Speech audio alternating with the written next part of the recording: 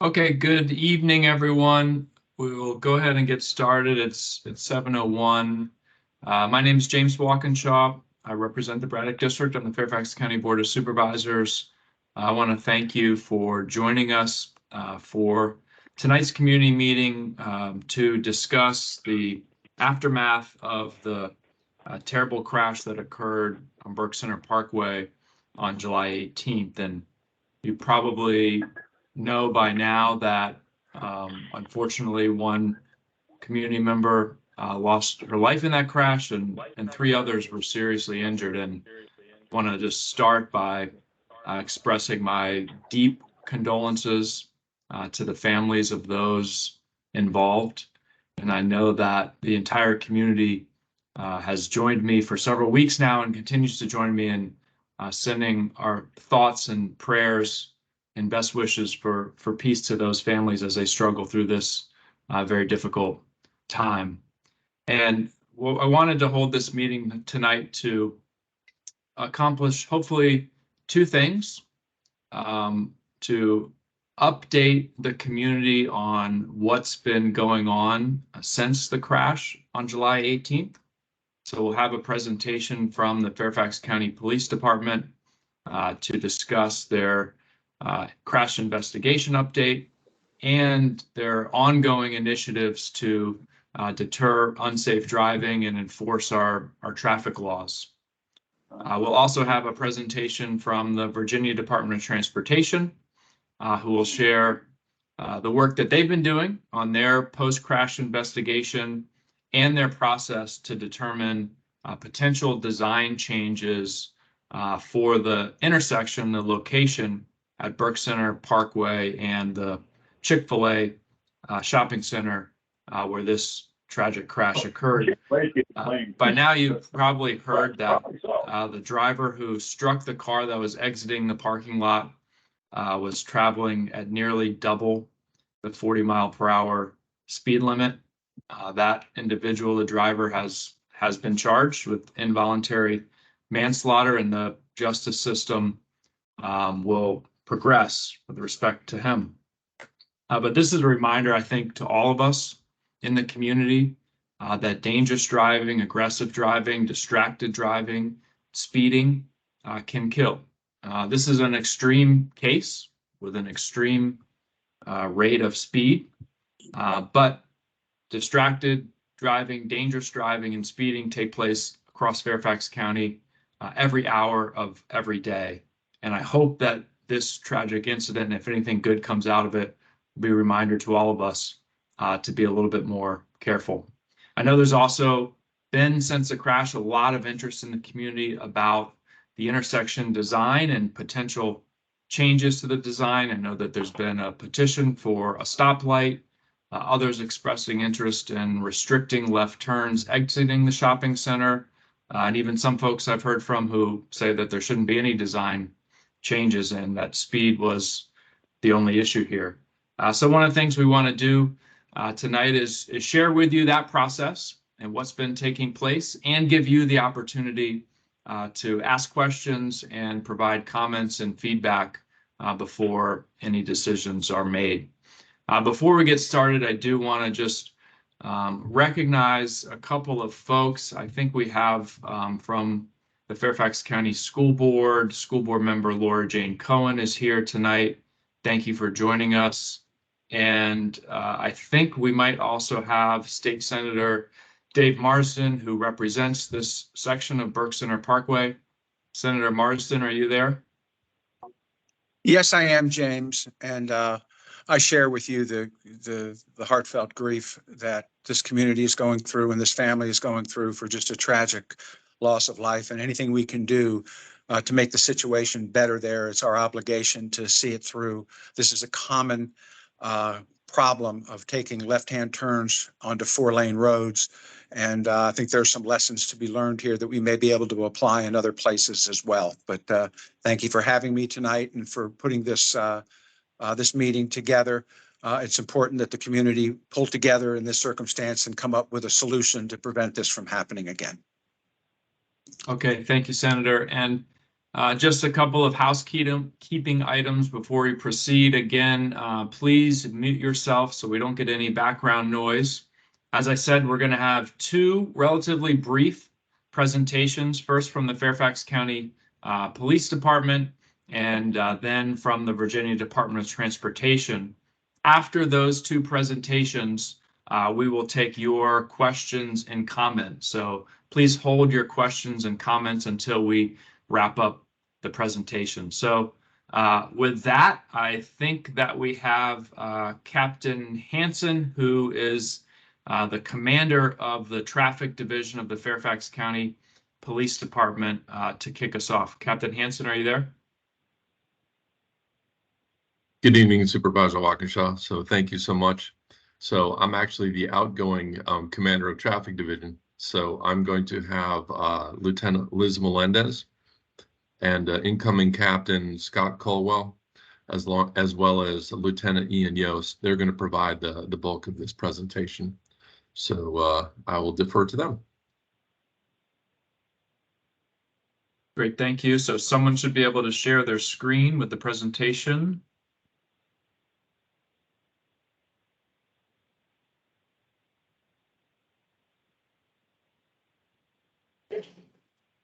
Lieutenant Yost should be sharing his screen here shortly, and he'll go over a couple things for the crash, and then I'll go over some of the enforcement efforts real quick.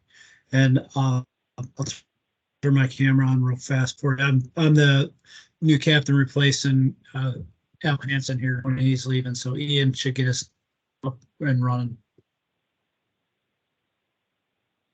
All right, can you see that? Yes, yep, we can see it. Looks good. I'm Second Lieutenant Ian Yost. I'm the crash reconstruction unit supervisor within our traffic division. I'll give you a quick brief case update. I know Supervisor Walkinshaw touched mainly on most of the points. As you can see, here's the overhead shot of the crash location. So the crash occurred, it was July 18th, and when officers from our West Springfield district, they responded to the crash at about 9 p.m. It is a 5700 block of Burke Center Parkway. Our crash reconstruction unit detectives responded to the scene. They were able to determine that the driver of a Cadillac was heading westbound on Burke Center Parkway, where you can see the straight red arrow. There was a teenage driver in a Kia Forte was attempting to exit the parking lot there at the Chick-fil-A. That was the curved red arrow. They were making the left-hand turn out of the parking lot. And that's when the teenage driver began making their left-hand turn, they were struck by the driver of the Cadillac. Unfortunately, the driver of that Kia Forte was declared deceased at the scene. There were 3 juvenile passengers in the car at the time of the crash, and all 3 were taken to the hospital that night with life-threatening injuries. The driver of the Cadillac was treated and taken to the hospital for minor non-life-threatening injuries. Through our crash reconstruction detectives, through multiple steps of their investigation, they were able to determine that the driver of the Cadillac was traveling nearly double the 40-mile-an-hour speed limit right there on the Burke Center Parkway. Since then, our detectives have charged that driver of the Cadillac with involuntary manslaughter, and he will have a court date here coming in the future.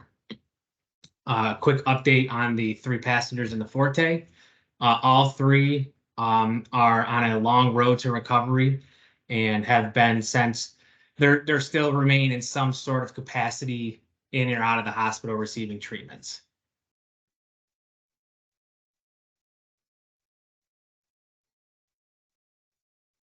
And then next, I will pass it off to Lieutenant Melendez or Captain Colwell for our enforcement efforts.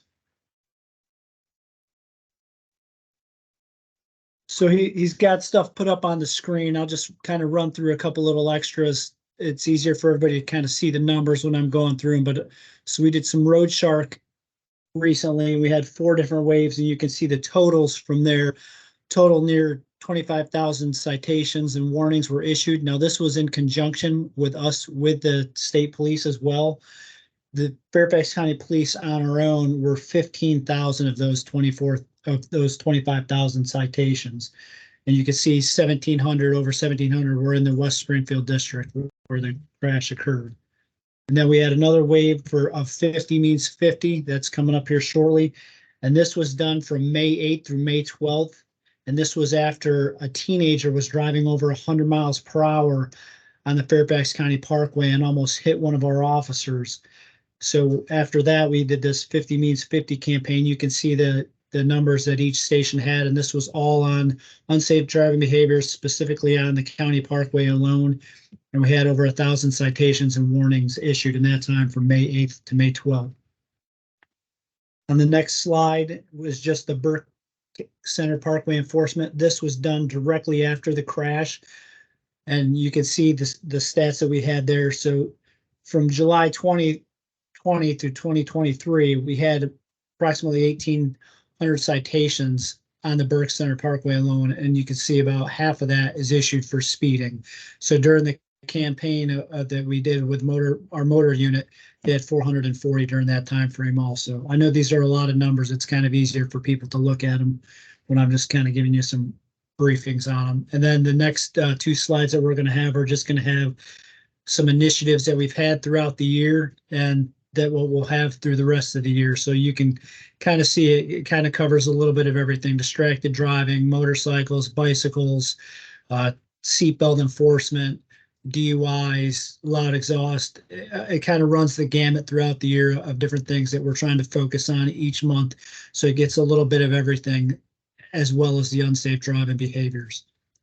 And that's pretty much it from us for what we've done and for the traffic stuff. It's a quick synopsis for you, and we'll turn it over to VDOT.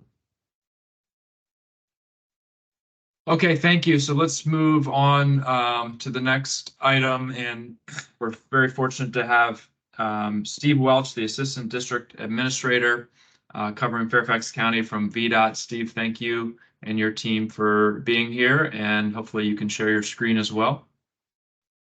Thank you, Supervisor Walkinshaw. Give me one moment to try to pull that up.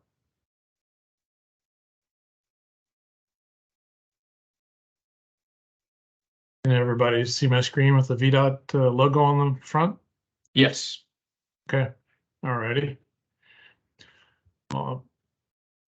So just want to start off with kind of an overview on this meeting, what we're doing. Going to walk through our safety analysis process, what we've done during the last 3 years along the Burke Center Parkway, and then dive a little bit deeper into speed limit studies, traffic signal studies, how they're done, and where we are with the next steps. So in a safety analysis with this, immediately after this, we'll conduct a site visit for any immediate improvements, anything that's very obvious, signs missing, vegetation that perhaps could have been blocking the sight lines, which we did not find. Then we would review the official police crash investigation report. From there, our traffic engineering team would conduct a thorough field review of all the roadway markings, the signs, the types, and all of the sight distances, turning and movement sight distances. We would review the crash history and the types of crashes, whether they were angle or head-on or side swipe or vehicle versus pedestrian, whatever the case may be. And then we would develop, and from that information, we would develop proposed safety improvement or improvements applicable to the location. So over the last 3 years along the Burke Center Parkway and Oak Greenway, we've upgraded the existing crosswalk to a high visibility crosswalk. At Burke Center Parkway and Oak Leather Drive, we've added a left turn yield on green signs for both side streets. At Burke Center Parkway and Roberts Parkway, we've adjusted the timing, signal timings. We've removed the flashing yellow arrow during the PM peak from 3:30 to 5:30 p.m. And then we've added pedestrian warning signs at unsignalized crosswalks, such as at the Schoolhouse Woods Road and Marshall Pond, Wilmington Drive, Burke Pond Lane, and Wesley Court. Talking a little bit about more what we will be looking into on speed limit studies. So the Virginia Code requires VDOT to conduct an engineering study to evaluate the changes in speed limits. Currently, as you know, the posted speed limit on Burke Center Parkway is 40 miles per hour from Route 123 to Burke Lake Road. VDOT follows the Manual of Uniform Traffic Control Devices, or MUTCD, which is a nationally recognized standard, which recommends the posted speed limit should be within 5 miles per hour of the 85th percentile speed of free-flowing traffic. Research shows that corridor crash rates are lowest when the 85th percentile speed is within that 5 mile per hour posted speed. And it also shows that lower operational speeds, of course, reduce the risk of speed and fatal crashes, severe injury and fatal crashes. The other component of this is traffic signal studies that we'll look at. VDOT, we will follow the MUTCD to determine whether an installation of a signal is warranted at this location. It's referred to as a signal warrant study. So a signal warrant study considers many components, but the traffic and pedestrian volumes, crash history, the roadway physical characteristics, traffic operation conditions, that is the movement and directions of the cars are coming from, going to, and other factors. And if you want more information, you can look that up at the website that's shown here, but we will provide that to Supervisor Walkinshaw's office for further review later if desired. If the intersection is warranted for a traffic signal, we will conduct a signal justification report, or SGR, which is required, wherein the location will be screened for innovative intersection techniques. And what I mean by that is that we will look at to see if there are any other types of improvements that can be made that would do the same as an actual signal would, that may be more cost effective, but yet provide the same level of safety and improvement. But again, that is just some part of the process that we would go through. So the next steps at this point, we'll review the official police crash investigation report. We expect we'll be doing that here in early September. We'll collect speed data for the potential speed limit study when we are ready to start doing that. We'll do that in September and into October. And the reason is, one, we want to make sure we do this after schools have started and things have normalized with schools and people coming and going with school traffic mixed in with the regular traffic. We'll collect traffic data for the feasibility of a traffic signal study that I spoke to earlier. And then we'll develop recommended improvement or improvements, and present those recommended improvements, and eventually look to implement those recommended improvements.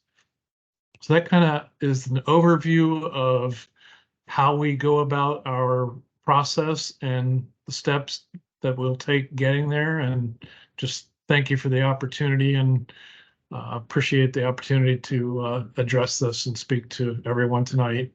Thank you.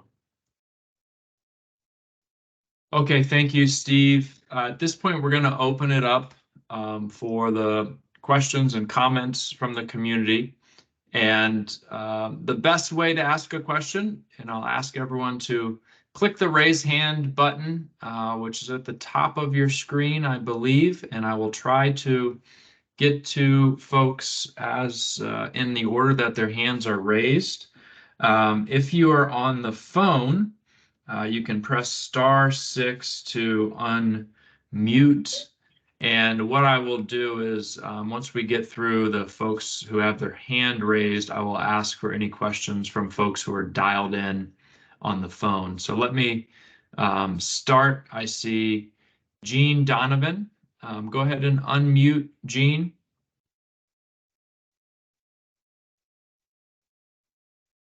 Hi, my name is Jean Donovan, and actually live around the corner from the Burke Center Parkway and 123.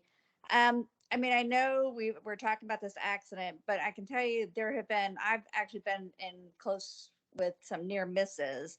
I mean, if I had been speeding, I probably would have hit somebody coming out of that particular exit from near the Chick-fil-A. And people aren't judging, and when they're coming out, they see one lane, they don't realize that second lane of traffic or people coming. And I probably 2 or 3 times have nearly clipped people coming out of there. So I am a proponent of like trying to block that exit, because people, I mean, I appreciate, the police being out there enforcing the speed limit, but people are going to forget, a couple months down the road, 6 months down the road, that this accident occurred, and they're just going to go on their merry way.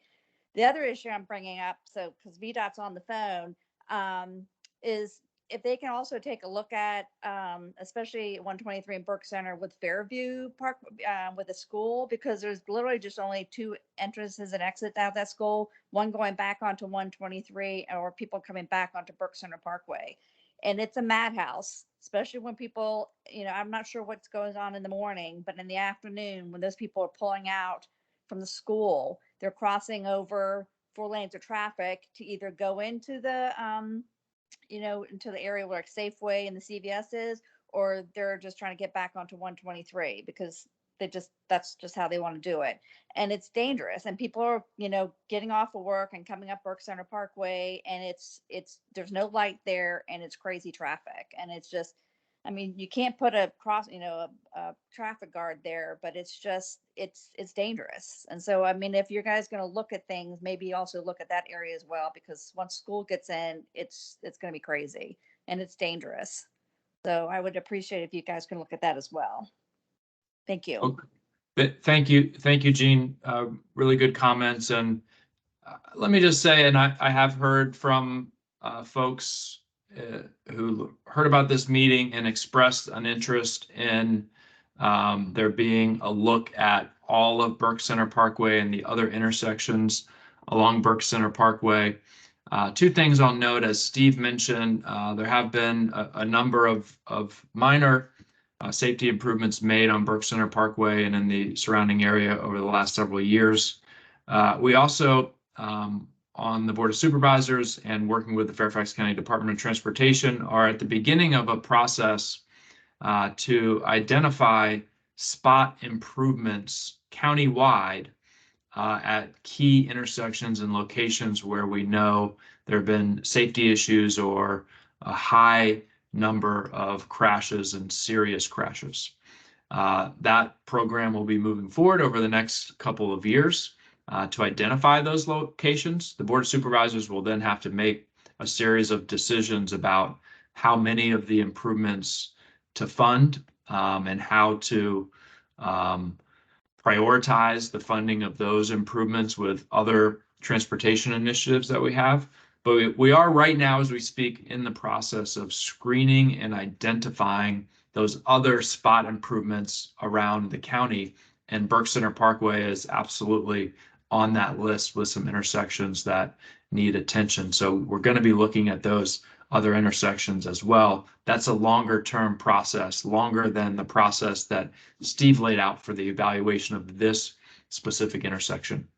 Let me go now to Dennis. Thank you, Jean. Dennis, you can unmute.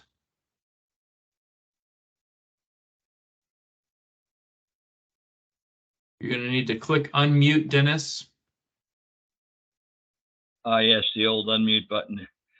And this is for the police representatives. Initial reports indicated that there was a fire associated with the crash. And my question is a 2-part one. Was that, has the cause of that fire been identified? And the second part of that is, how much did the fire impact on the injuries to the people as opposed to the crash?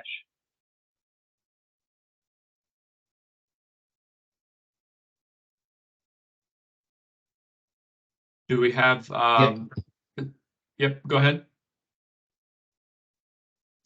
Sorry, am I muted? Yeah, as far as the cause of the fire, we don't know what the exact cause of the fire is, and then what the extent of the injuries from the fire. I don't have that, but I don't believe that it was the main cause of the injuries to the driver.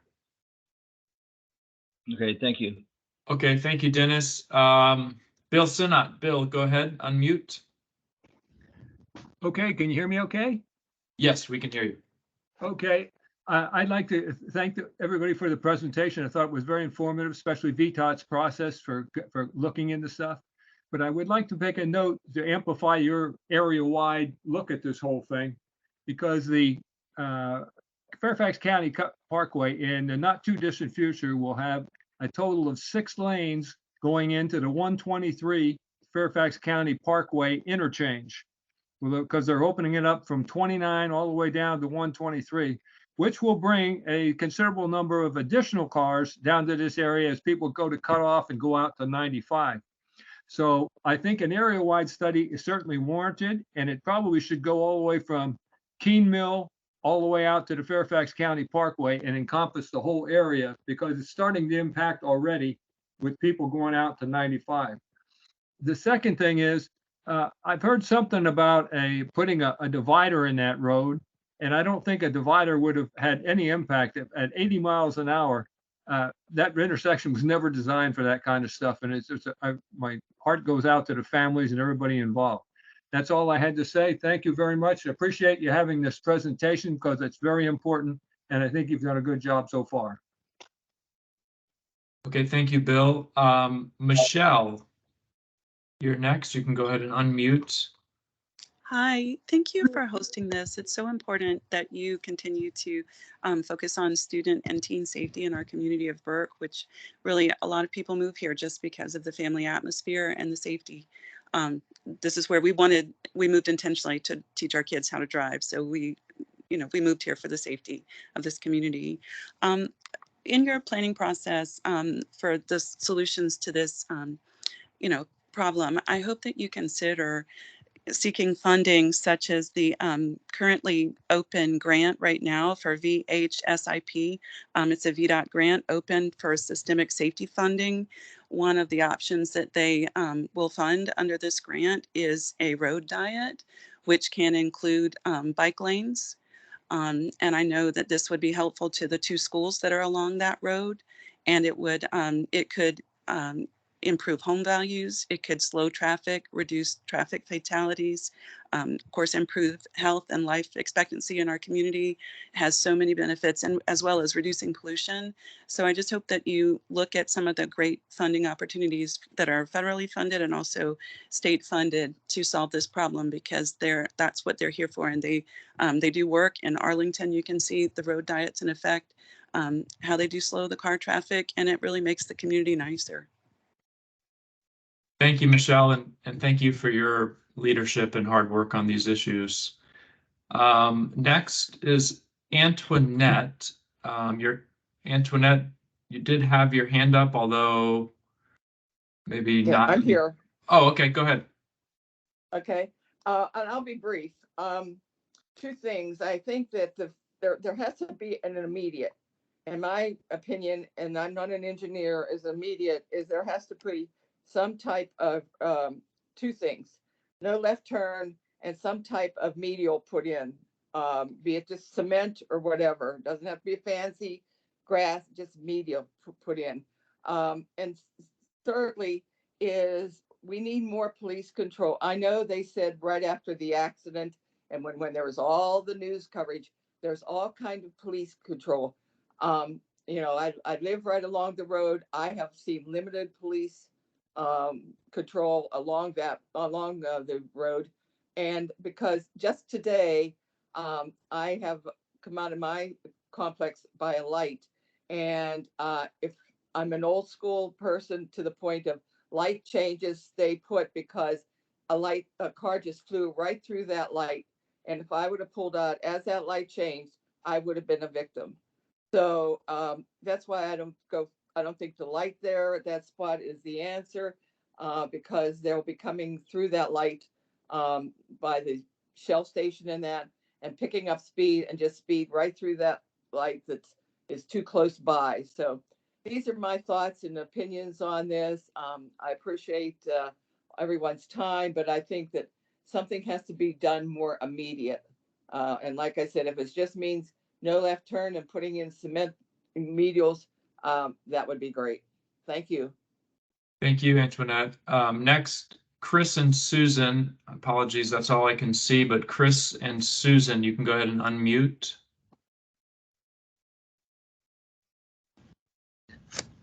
Well, this is Susan Leidick. Can you hear me? Yes, go ahead, Susan. Okay. That's right. Yep. Yes. I was actually coming out of Oak Leather 2 minutes 1 minute, 2 minutes before the actual crash on that night. I was leaving Burke Presbyterian Church, and I've reported this to the police. I saw 3 cars going at, I thought, 90 miles an hour. So they were obviously racing. I was still sitting at the light at Oak Leather when I heard the crash. Has there been any cameras picked up the other 2 vehicles by any case? I'd like to know that from the police. And then the other from VDOT, my question is, from your study of the speed of a particular area, does that mean if the normative speed is 60 or 85% of the people are going 60 miles an hour, that the speed limit, the recommendation is to change the speed limit along Burke Center Parkway to within 5 miles an hour of 60, for example? I didn't quite understand that. Or if people were going 70 or 80, as the normative speed, is that 85% of that? So I'm not sure if I made that clear, but those are my questions for the police. And has anything been picked up on the cameras in terms of the other 2 vehicles that likely were racing this particular vehicle? Yeah, thank you, Susan, and thank you for the information that you shared with the police at the time, and for sharing it with my office as well. And that's probably an important reminder. Lieutenant Susan, can you mute? I'm just getting a little background. Thanks. A reminder, maybe Lieutenant Yost, if there are folks out in the community still who might have witnessed something on July 18th, how can they get in touch with you to share that information that might be relevant?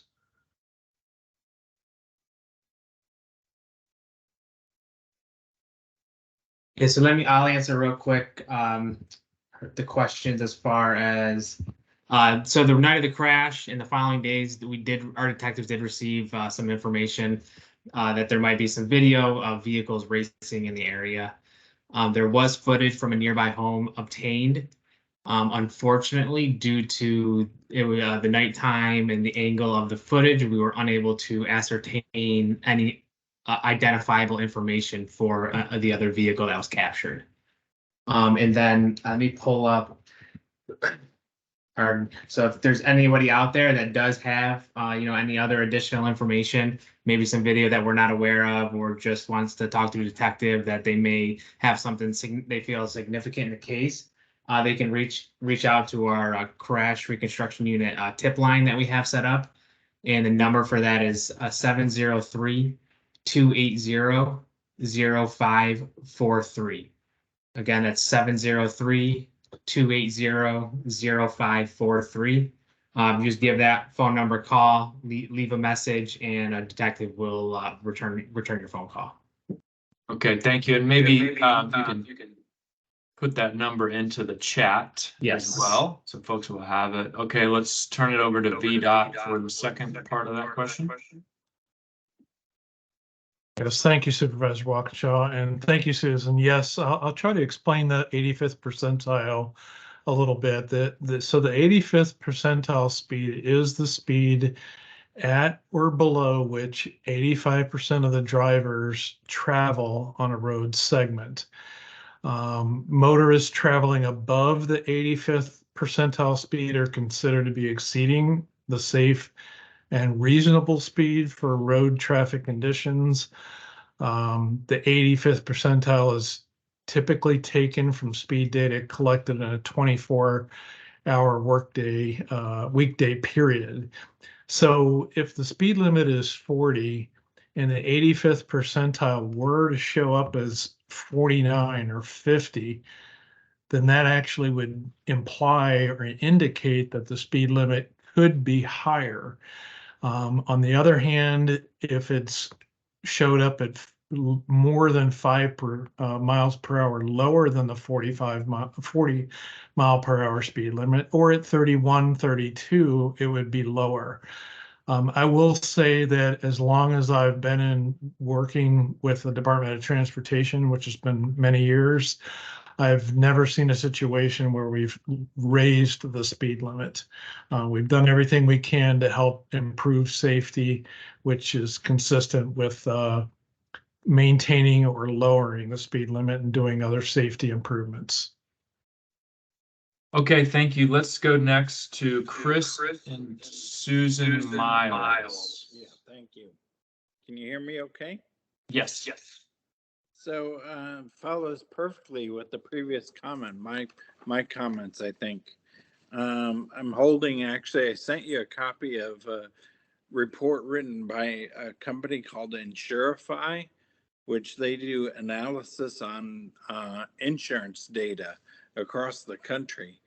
And unfortunately, in 2022, they found that Virginia was number 7 in the states with the most street racers.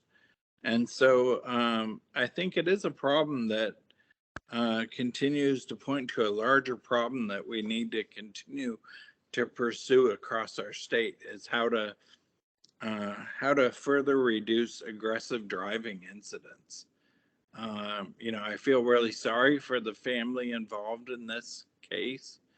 And I do appreciate what's happening under the Road Shark program and other programs. They're commendable to show some reduction in the number of citations that are being issued. But it's great to have Senator Marsden on the call, because I really do think we need to look at what can we do as a state to be addressing aggressive driving, and how can we continue to reduce the incidents like this one that are occurring in Virginia and across our country. So there's a number of good reports, actually, that kind of point to some ways to help prevent this. There's one that was done that I'm looking at that was done out at the university. The University of Chicago, I believe, did a look at what would really be positive impact on road racing, and it may be worth looking to see what really could contribute to a long-term reduction in the number of crashes and incidents that are occurring in our state. So thank you very much. Thank you, Chris. And maybe if you could share those reports with me, Braddock, at fairfaxcounty.gov. I'll make sure that Senator Marsden and the VDOT folks can get them and take a look at them. Let me go next to Kevin Morse. Kevin, go ahead and unmute. Hi, good evening, and thanks to everybody that's presented tonight, and especially to Steve. I've worked with him in the past, and I know how thorough he will be in his work on this. A few points. I appreciated Bill Sinnott's comments, but I wanted to let him know that I think VDOT addressed the impact of the improvements on Fairfax County Parkway, how they would impact Burke Center Parkway. So I think his comments may have been addressed on that. Secondly, Supervisor, I echo your comments about we need to look at other intersections on Burke Center Parkway. I think between the Fairview intersection and Burke Commons Road, there are room for improvements.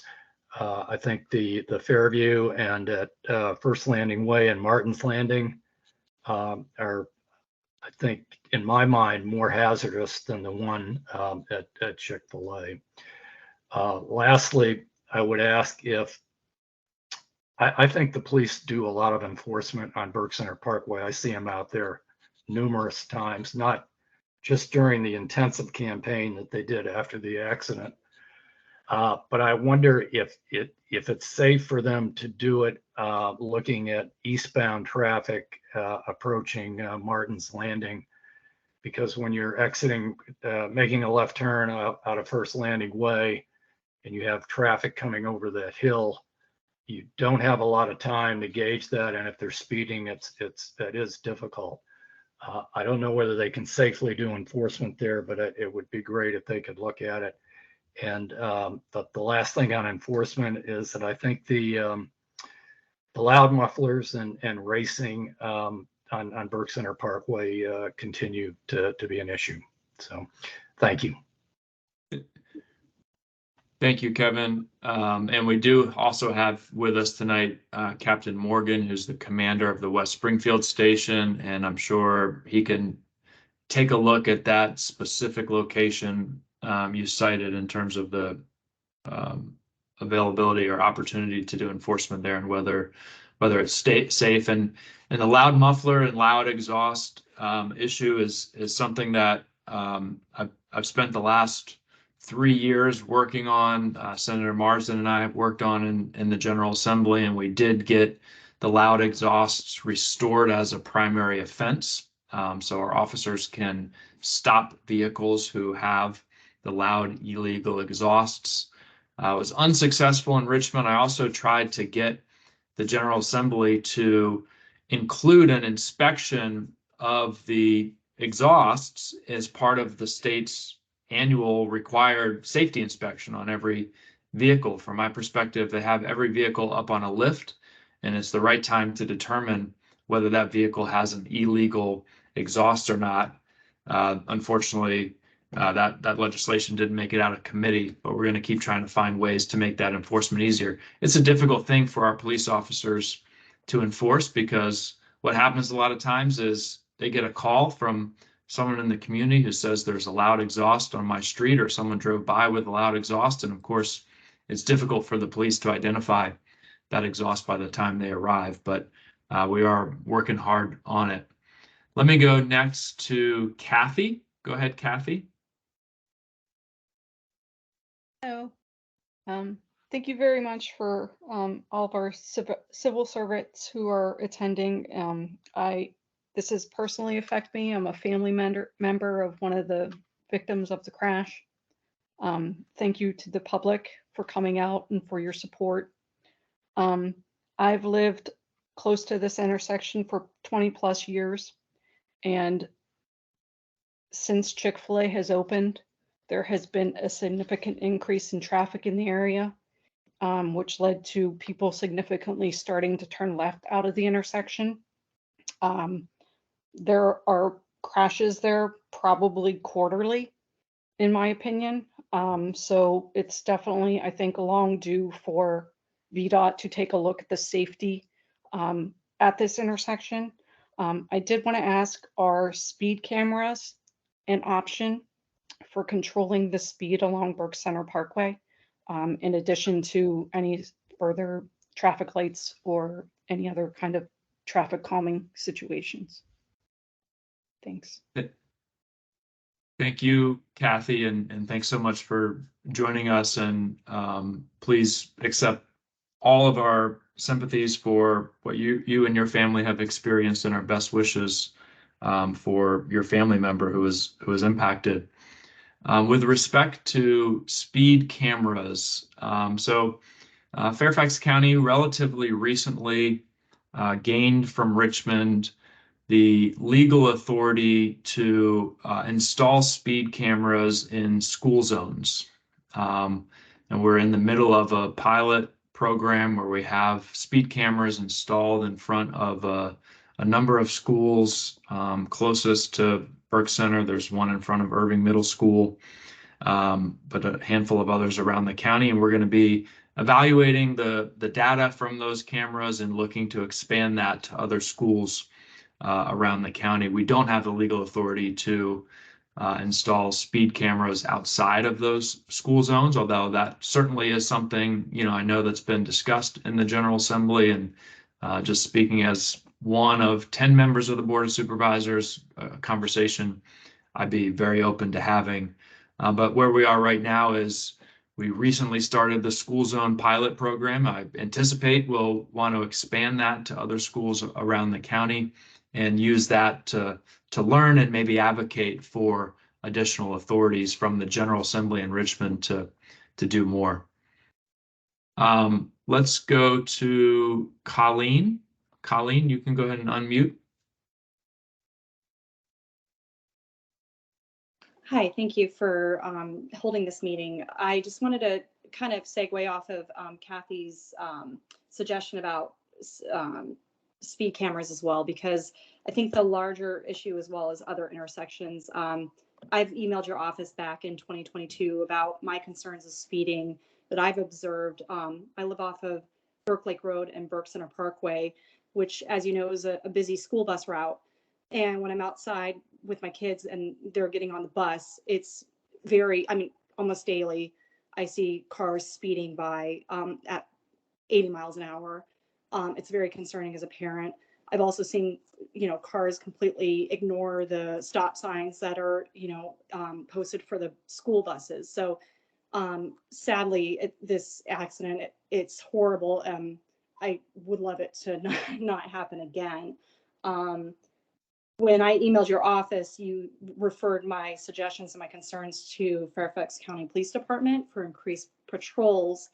I know there's probably a resource issue with Fairfax County Police, but in my area, I have not seen an increased patrols on my road. So anyway, it would be great if there's other options for speed cameras to help with that, in addition to additional patrols.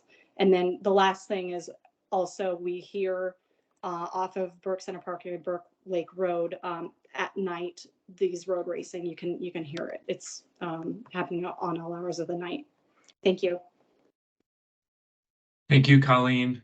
Denise Lloyd, you can go ahead and unmute. Hi, actually, this is Frosty. I'm Denise's husband. Okay.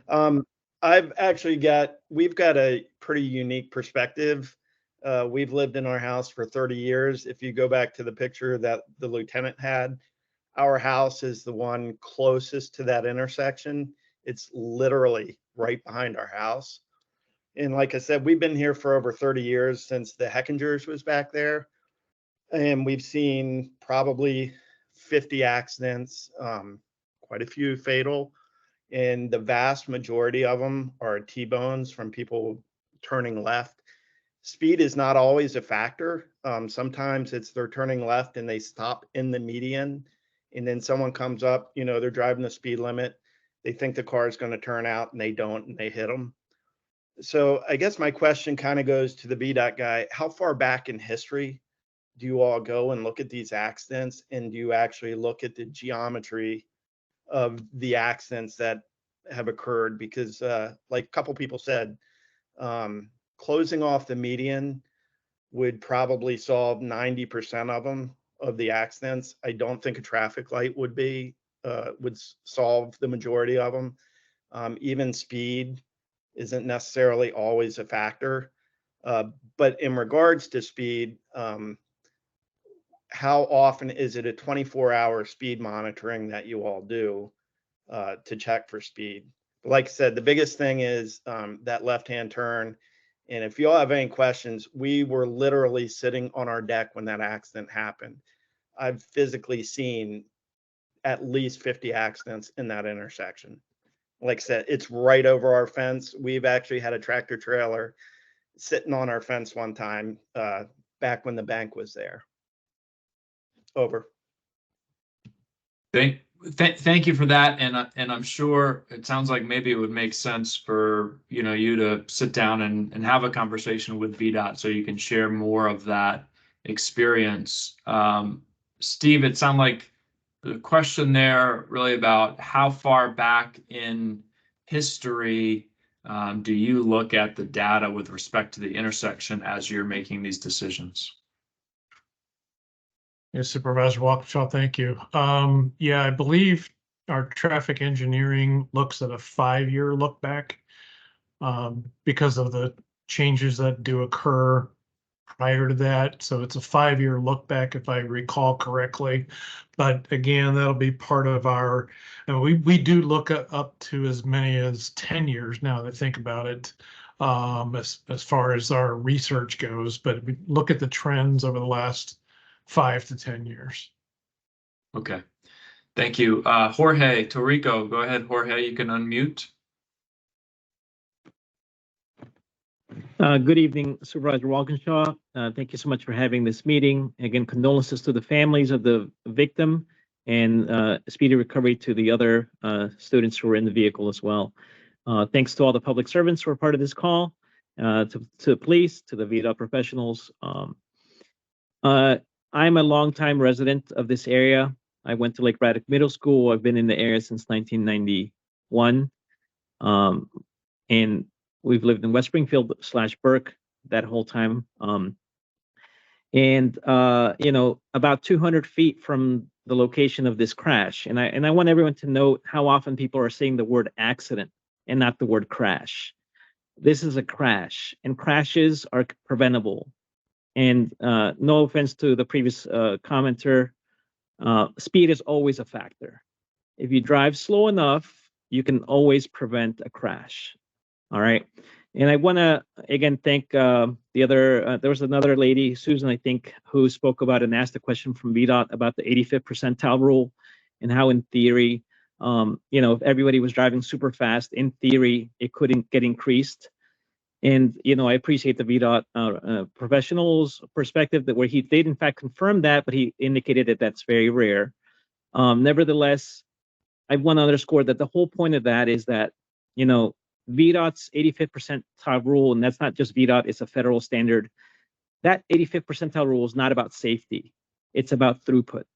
And so that is a motor normative car-centric system that we have allowed to continue. And I really urge to reconsider and change.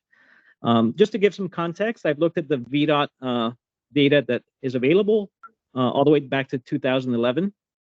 And in average on Burke Center Parkway, there are 50 crashes a year.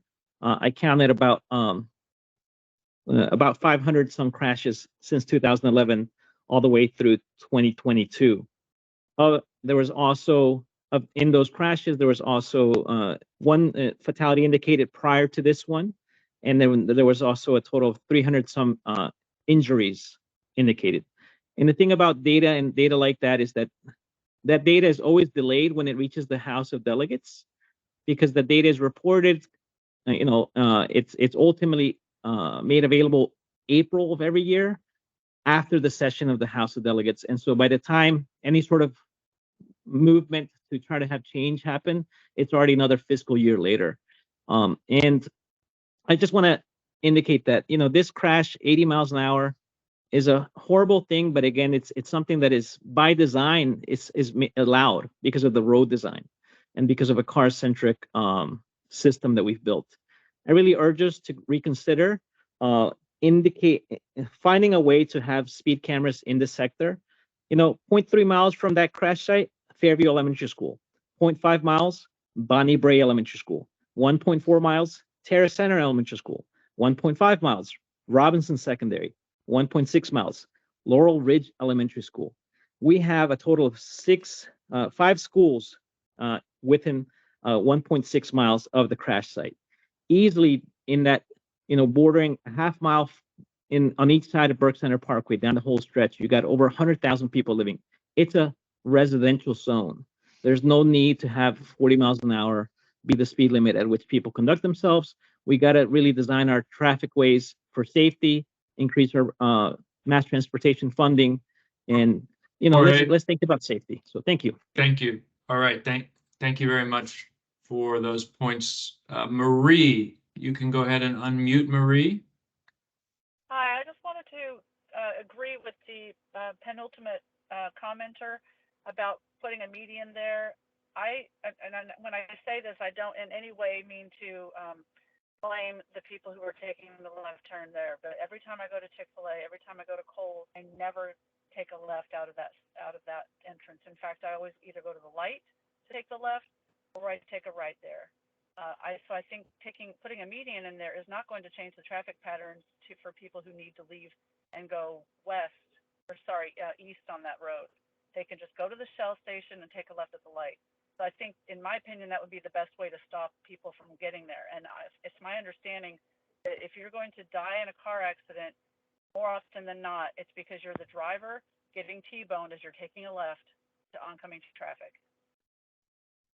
Okay, thank you, Marie. And we have a few minutes left, and I want to give an opportunity to those folks who are dialed in by phone.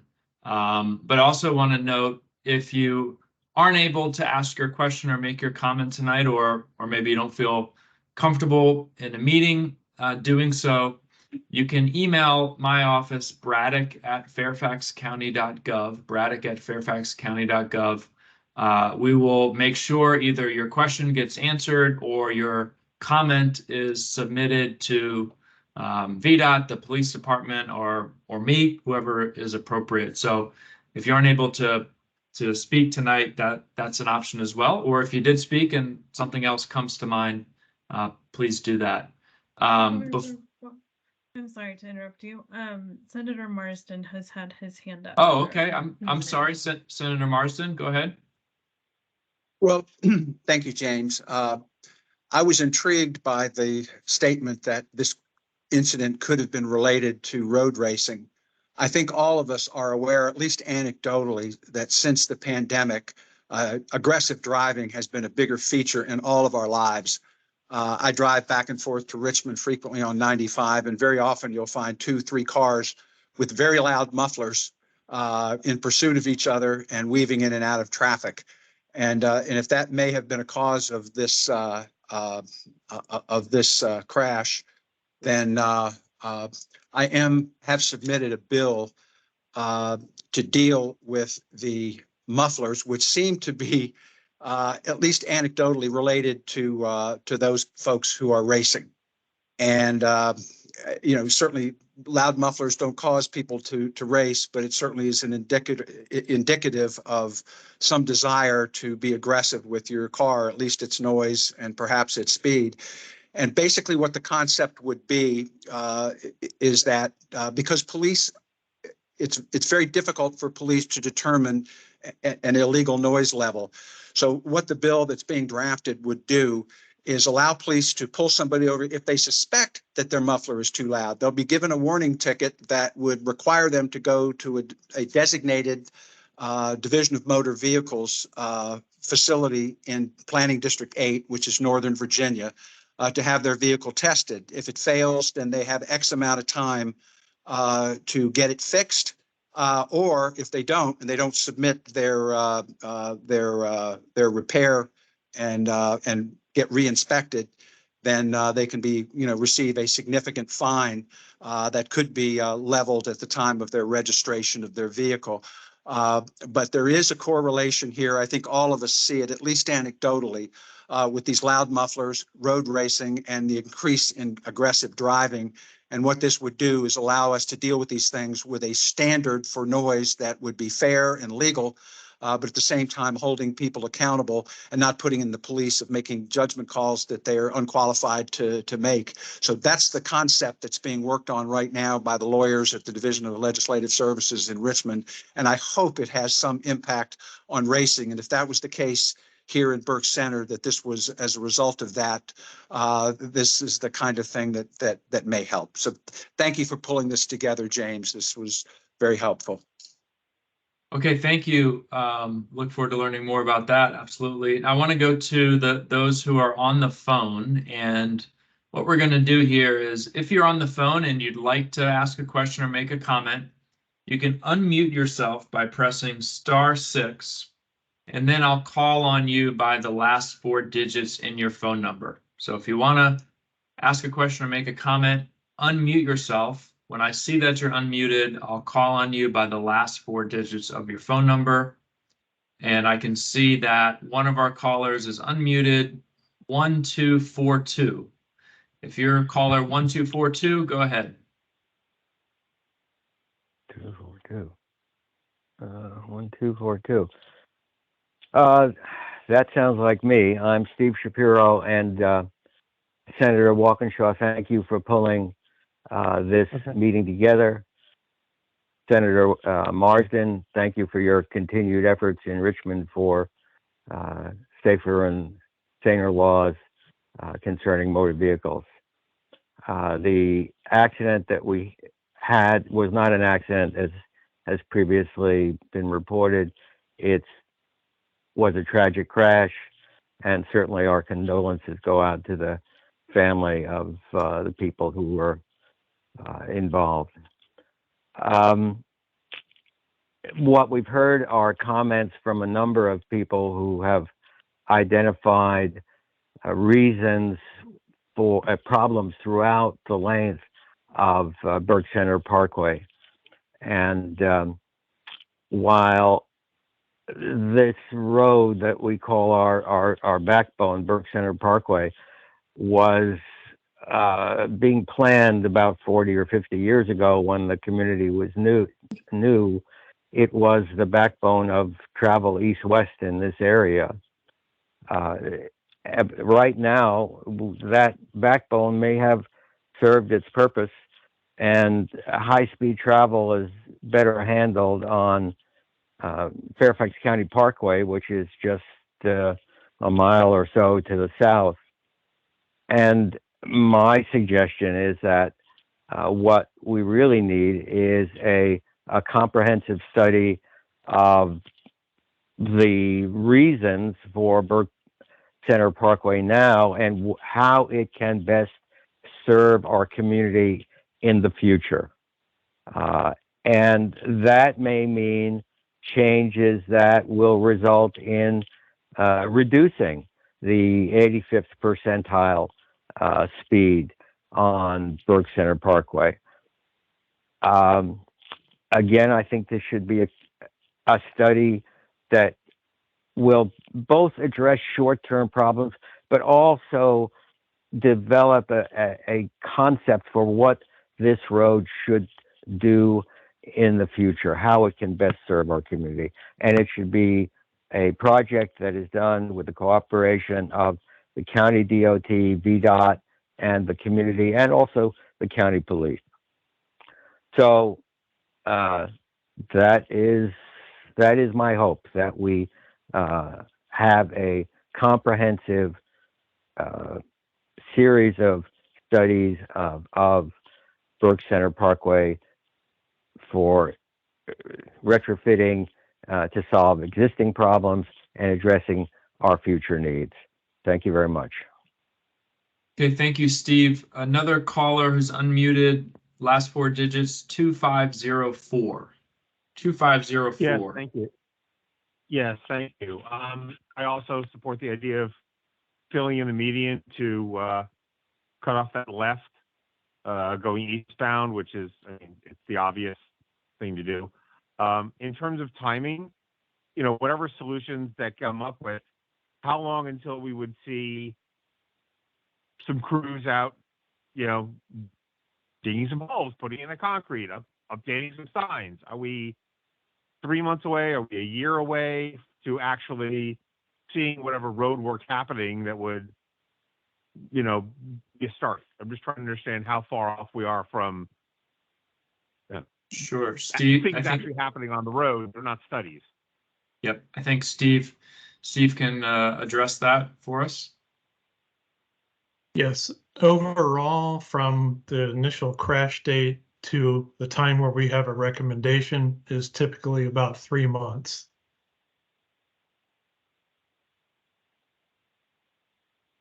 And obviously obviously recommendations is subject to.